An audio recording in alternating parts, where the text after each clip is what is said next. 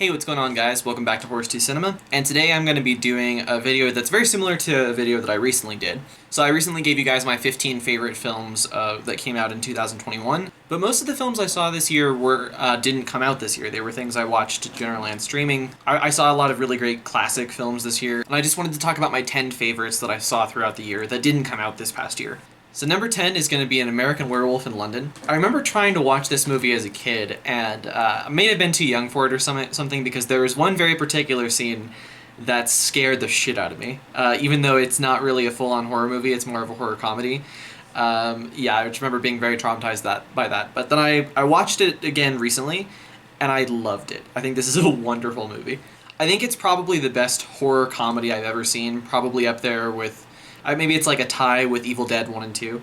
And that's mainly because I think it does both aspects of that, horror and comedy, pretty much perfectly. There are a lot of horror comedies you can watch that, especially ones that more delve into like the B-movie, like kind of bad movie night category, that do the comedy perfectly, but they're not actually really scary movies. American Werewolf in London has many scenes that I was like genuinely terrified by. The one that really scared me as a kid was the sequence in which he's having a dream of him. I believe he's like sitting in a hospital bed in the forest, and he wakes up and he has this like terrifying makeup on, this vampire face, and these really ridiculously sharp teeth. Also, the scene where he first transforms into a werewolf is also really terrifying in a body horror sense, and wow, the fact that it was all done practically before they had much in the way of CGI, they use a lot of makeup and prosthetics and everything, is so impressive. But in addition to the horror working, the comedy also works super well. It's a hilarious movie. Some of the scenes where he's a werewolf and he finally attacks people, like similarly with some of the attack scenes in Evil Dead 1 and 2, they just come off as really funny and you're laughing while it happens. And also there's the iconic scene where he wakes up in a zoo after he's had this werewolf tear in London. And I just love that line that kid says, like that, a naked American man stole my balloon. Next one, don't have too much backlash on me that I hadn't seen this before. We all have our gaps. But actually, the first Matrix. Yeah, I know, I hadn't seen this during my childhood. I missed out on a lot, but I really do think after seeing it this past summer, I think it's one of the most perfect action movies I've ever seen. In the mid-2000s, we sort of got movies like Jason Bourne, and that kind of inspired a lot of other action movies to kind of forget how to direct action sequences, featuring all this like quick-cut editing and featuring actors that really didn't know how to perform their own stunts, and so they often have ways to disguise bad stunt work. But there are two scenes in particular in The Matrix that work so well for me. One is, of course, the iconic kung fu scene that Morpheus and Neo have in the middle of the movie. And then the amazing fight sequence at the end between Neo and Smith, both of which are iconic, both of which are some of the best action scenes ever filmed. Of course, the world building has to be talked about. It's the kind of world building that really left me wanting more after I saw the movie, because it didn't really delve too much into everything. They kind of explain how this world works at the start, and then you get to explore it a little bit more throughout the film, but you still have so many unanswered questions about it. It also has such a almost gross and gritty look to it that I really love. I really love the sequence where Neo takes the pill and then he sort of wakes up in this really disgusting, gooey looking tube. It looks gorgeous, and you really don't see movies look like that today. Now, the next movie is Citizen Kane. This is a movie I've wanted to check out for a while, of course, because it has such a, status as one of the greatest movies of all time. And a lot of people told me that basically it's a really innovative film and you can admire it for that, but the story itself is kind of boring. And that's where I really have to disagree. I think Citizen Kane is one of the most compelling stories I've ever seen put on film. Hot take, I know.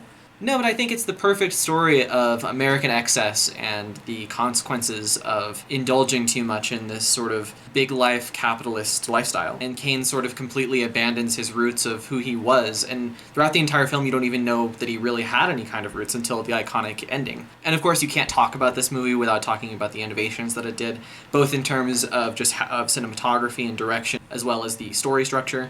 The non-linear structure, I think, really serves the film well and allows the ending to sort of resonate in a way that it wouldn't if they had told it in a linear way. And of course, the low-angle shots that they often have, emphasizing the power of Kane. It all looks really good, and it's incredibly innovative. But it's not just that. I do think it actually is an incredibly compelling story, and I can see why it's so, widely acclaimed. The next one is another film that has almost the same status, which is The Godfather. I had seen a lot of scenes in The Godfather. I'd seen probably like half the movie throughout the course of my life, but I'd never watched it in full. And in my childhood, when I sort of would watch, scenes piece by piece, I didn't really understand what was so special about it. I mean, I could see why people thought it was good, but I didn't understand why people are like, this is the greatest movie ever made. And I think that was because I had never seen the third act of it. I think the third act of it is brilliant. In particular, there's these moments where Vito Corleone is very old at this point, and he's clearly dying, but he has all these moments of remorse of his life, the path that he's chosen to be in the mob. He wishes that he could have provided something a bit more stable, a bit less risky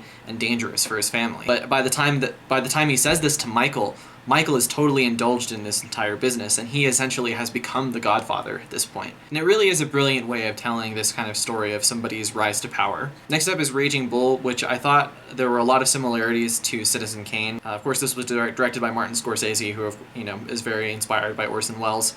And similarly to Citizen Kane, it's a fall from grace type of story. This boxer, Jake LaMotta, seemingly has it all, but doesn't really have any redeeming character traits. This, as well as his own sort of indulgence in what this boxing life brings him, sort of lead ultimately to his downfall. And what's interesting to me about it is that throughout the film, he has so many opportunities, seemingly, to try and pull out of this downward spiral. I mean, he sort of wins. He goes through periods of his downward spiral, and then he's sort of, he'll go back and win boxing matches. But it's never these matches that actually bring him happiness. He never really can find happiness in a way. And in some ways, this is also a similar story of American capitalism. And it's the fact that he never pulls out of this downward spiral, even though he seemingly has the opportunity to, that's so fascinating to me. Number 5 is going to be Wes Anderson's The Grand Budapest Hotel. I think this is the best film I've seen him do. What I like about this story is that it's incredibly heartfelt, even compared to a lot of his other films. It's like most Wes Anderson films, it's really funny. There's a lot of quips that you don't get from movies nowadays. They really kind of lend itself to his style. But what distinguishes it is that it's very kind of like dark and interested in like the macabre and sort of crime in a way that a lot of his other films aren't. I don't know exactly what it is, but there's something that really draws me to this movie. Part of it, I think, too, is Ralph Fiennes in the movie. Ralph Fiennes is such an underrated actor. The fact that he didn't win an Oscar for either this or Schindler's List is just unbelievable to me. And I also really loved the score by Alexander Desplat, I think that's his name. I think this is my favorite score he's ever done for a Wes Anderson movie. I think it's wonderful. Next up is Seven, directed by David Fincher. Along with Titan, which came out this year, I think this was probably one of the movies that disturbed me the most. If you've seen the film, you definitely know why. It's about a serial killer who, kills people based off the 7 deadly sins. And some of the ways in which he kills people are absolutely horrific. Some of them are too horrific to even depict on screen. And I think the most disturbing scene in the movie is probably the lust scene, where the violence is not exactly seen, but heavily implied. And the way that the person who had to commit the lust act reacts to having had to do that is just so horrifying to me. In addition to this sort of macabre element, you can also see how city life for these people sort of drains on them, and it's a very applicable theme to anybody that lives in a city. It has some of my favorite cinematography and production design of any of David Fincher's movies. Kind of like Fight Club, it sort of has this element of feeling really gross, like you look at the walls in people's houses and they just look really like moldy and dark. That sort of sets this dreary tone for the movie. And of course it has the iconic What's in the Box ending, one of the greatest endings of any film ever. Number 3 is going to be Princess Mononoke.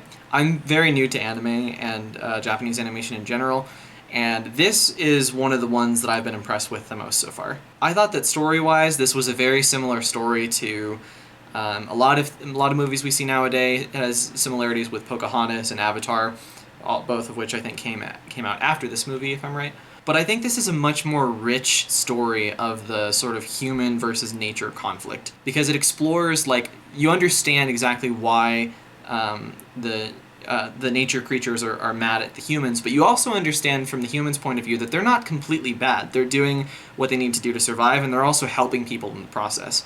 So unlike, I would say, Avatar, it doesn't really paint one side as just this, totally irredeemable evil side, and you sort of understand both sides of this conflict, and it's really rich in that way. And of course, the animation is just unbelievable. The fact that this is still in the non-computer era of animation, it's just baffling to me, looking at the shadows and just how detailed everything is. Number 2 is going to be Apocalypse Now.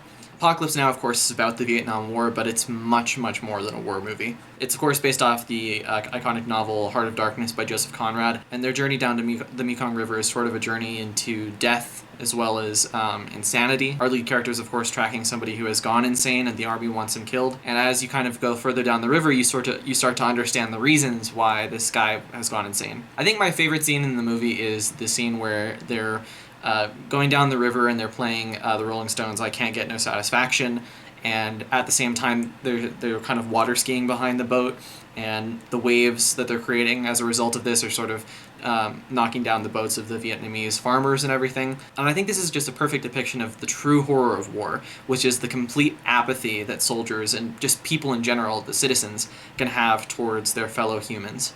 I've actually only seen this movie like twice or something this year, so it's such a rich film in terms of its themes and everything. I feel like I need to go back and watch it to try and really understand it more. Now, number one is a film by a director that's already been on this list, and it's definitely the best film I've seen by him to this date. David Fincher's Zodiac. I think it probably is the best serial killer, macabre, murder mystery type film that I've ever seen. Because rather than just caring about this specific incident of the Zodiac killer, which of course is fascinating why we don't really know who this person is even today, it is a near perfect to perfect deconstruction of how people get obsessed by something. It follows three people from similar but different backgrounds as they try and crack this case of the Zodiac killer. And seeing the ways that especially Robert Downey Jr. and Jake Gyllenhaal's characters react to this, the way they obsess about it, is just absolutely fascinating. And I think it has a really interesting point to make about serial killer movies and this kind of thing in general. It's a lot more restrained, I would say, than David Fincher's other films like Seven. Because while Seven sort of uses violence to emphasize how scary serial killers can be, the scariest part about Zodiac is not the violence, because it's actually not a very violent film at all. There's, I think, 2 or 3 scenes that involve the Zodiac's actual killings, and they're actually quite tame. But through how we see how this case sort of affects our lead characters, and how obsessed they get over it, and how to some extent it sort of destroys their lives, we see that the scariest thing about serial killers is that if we can't find out who they are, it sort of lets us succumb to this lack of understanding and especially lack of control, because humans just really need to feel like they're in control of everything. And the idea of not having that is terrifying. I think that's at the root of a lot of things that people fear, and I think this movie explains it so well. So yeah, that's my list of my favorite movies I saw this year that didn't come out this past year. I know a lot of these are like classics, and some of you are probably like, oh my god, you hadn't seen that before, that's crazy. But like everybody has their gaps in film, and honestly, like I really have started getting in a lot more into film than I even was in the past year. If you haven't seen some of these films, I would definitely recommend checking them out. They're incredible. I would have to check, but I think I like every film on this list more than any of the films that came out this year as well. So yeah, that's my list of my favorite films that I saw in 2021. Let me know what some of yours are. I'm always curious to hear what people are into. As always, you can subscribe down below and like this video, and I've got more content coming out in the future. Stay tuned for that. Thanks for watching.